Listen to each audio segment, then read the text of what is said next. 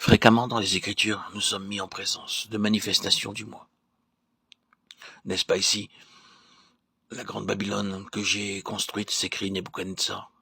Je dirai à mon âme, maintenant repose-toi. Luc 12, 19, décide l'homme à qui suffisent les biens de ce monde. Je ne suis pas comme le reste des hommes. Luc 18, 11, s'écrit avec le pharisien, ceux qui s'imaginent être moralement supérieurs aux autres. Je suis plus saint que toi. Ésaïe 65, 5 affirme l'homme pénétré de sa propre justice. Je suis riche et n'ai besoin de rien. Apocalypse 3, 17 déclarent ceux qui sont contents d'eux-mêmes.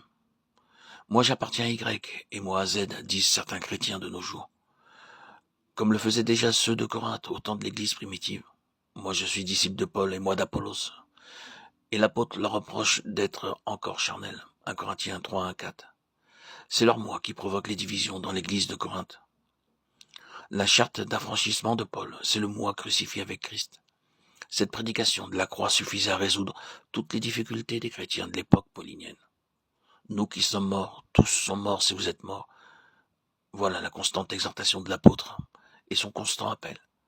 Voilà la note dominante de sa prédication, celle qui ne cesse de rappeler à ses auditeurs ou à ses lecteurs concernant l'attitude à prendre vis-à-vis du péché ou des éléments du monde dans l'Église.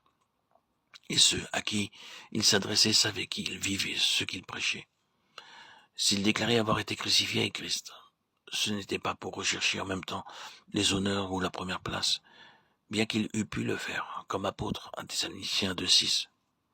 Je ne suis rien, écrit-il à ceux de Corinthe. Je suis le moindre des saints, déclare-t-il aux Éphésiens. Le secret de sa force fut ce renoncement à soi-même auquel le Seigneur convie tous ceux qui veulent le suivre. Toute chose que les hommes recherchent, il est considéré comme une perte en comparaison de la connaissance infiniment plus précieuse de Jésus-Christ, dont il aimait à se dire l'esclave. Crucifié avec Christ, tel est l'enseignement invariable de l'apôtre chaque fois qu'il annonce les résultats de la mort avec le Seigneur, quelque point qu'il envisage, le calvaire reste au centre. Si loin qu'il pousse ses développements, Paul reste toujours à l'ombre de la croix. Dans sa lettre aux Galates 11-20, l'apôtre emploie un mot grec qui signifie crucifier ensemble. Ce même mot est employé dans Romains 6-6.